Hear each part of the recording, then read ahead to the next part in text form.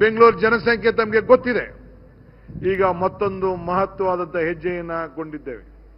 Bengaluru police commissionerate ಪ್ರಾರಂಭ ಆದಾಗ ಬರೀ ಕೇವಲ 10 ಲಕ್ಷ ಜನಸಂಖ್ಯೆಗೆ ಕಮಿಷನರೇಟ್ ಪ್ರಾರಂಭ ಆಗಿತ್ತು.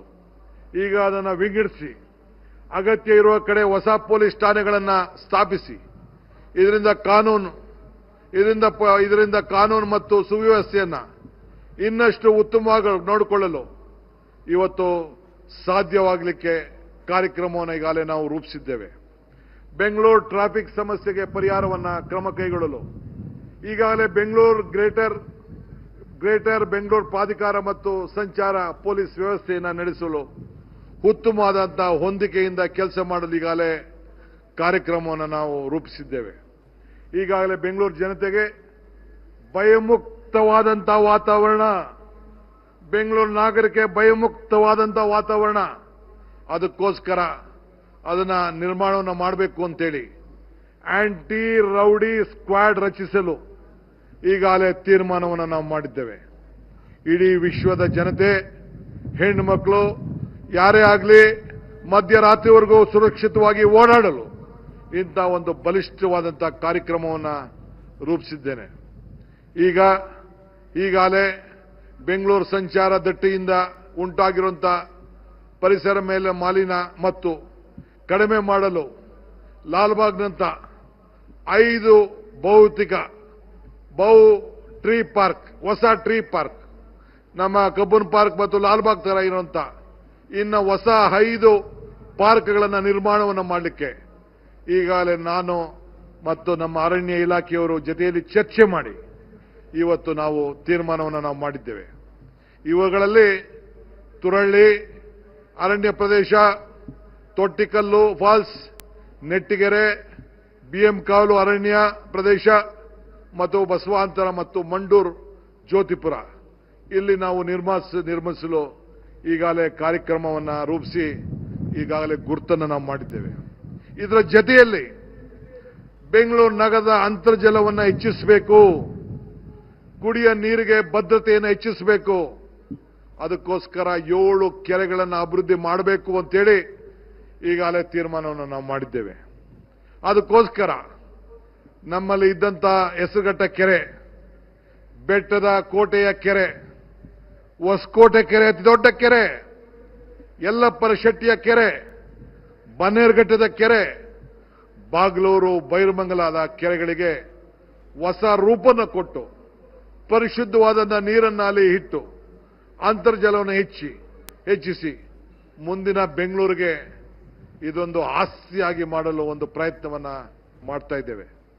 ಬೆಂಗಳೂರಿನ ಫುಟ್ಪಾತ್ ಸ್ನೇಹಿ ಮತ್ತು ಕಸಮುಕ್ತ ನಗರವನ್ನು ಮಾಡಲು ಈಗಾಗಲೇ ಸರ್ಕಾರ ಅನೇಕ ಕಾರ್ಯಕ್ರಮವನ್ನು ಹಾಕ್ಕೊಂಡಿದೆ. ಈಗಾಗಲೇ ಕೆಲಸ ಮಾಡ್ತಿದ್ದಾರೆ. ನಿತ್ಯವಾಗಿ ತಾವೆಲ್ಲ ಮಾಧ್ಯಮದಲ್ಲಿ ಗಮನಿಸ್ತಾ ಇದ್ದೀರಿ. ಆದರೆ ಯಾರು ಕೂಡ ಪಾದಚಾರಿಗಳಿಗೆ ತೊಂದರೆ ಆಗಬಾರ್ದು.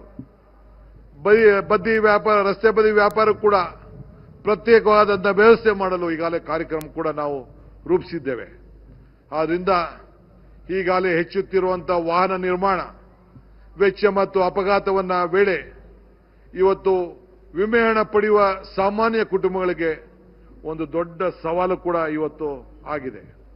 ಆದ್ದರಿಂದ ಇವತ್ತು ನಾವು ಕರ್ನಾಟಕ ರಾಜ್ಯದ ಒಂದು ಹೊಸ ಕಾರ್ಯಕ್ರಮವನ್ನು ನಮ್ಮ ಜನರಿಗೆ ವಾಹನವನ್ನು ಯಾರ್ಯಾರು ಇಟ್ಕೊಂಡಿದ್ದೀರಿ ಅವ್ರಿಗೊಂದು ವಿಮೆಯನ್ನ ಕರ್ನಾಟಕ ರಾಜ್ಯದಲ್ಲಿ ಸರ್ಕಾರ ಸಂಬಂಧಿಸಿದಂತೆ ಒಂದು ಹೊಸ ವಿಮೆ ಸೇವೆಯನ್ನು ನೀಡಲು ಕರ್ನಾಟಕ ರಾಜ್ಯದ ಮೋಟಾರ್ ವಾಹನಗಳ ವಿಮೆ ಸಂಸ್ಥೆಯನ್ನ ಸ್ಥಾಪನೆ ಮಾಡಲು ಈಗಾಗಲೇ ಪ್ರಾರಂಭವನ್ನು ಮಾಡಿದ್ದೇವೆ.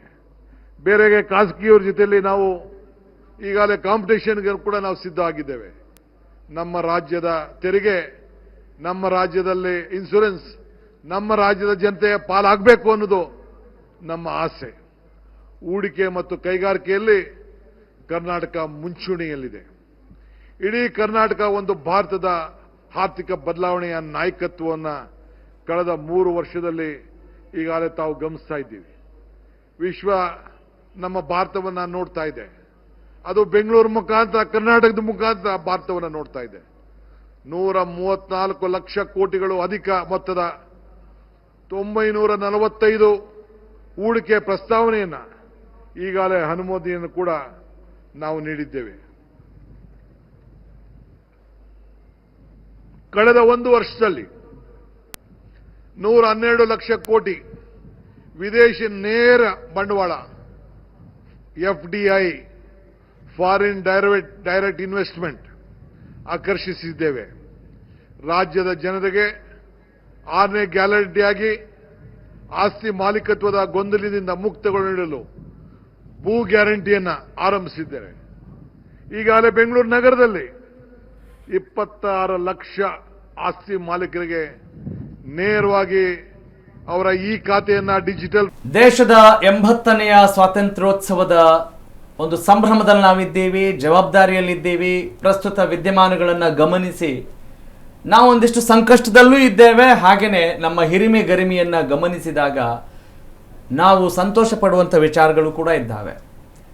ದೇಶದ ರಾಜಧಾನಿ ದೆಹಲಿಯ ಕೆಂಪುಕೋಟೆಯಲ್ಲೂ ಕೂಡ ಯುವಕರ ಶಕ್ತಿಯ ಬಗ್ಗೆ ನಾವು ಕೇಳಿಸ್ಕೊಂಡ್ವಿ.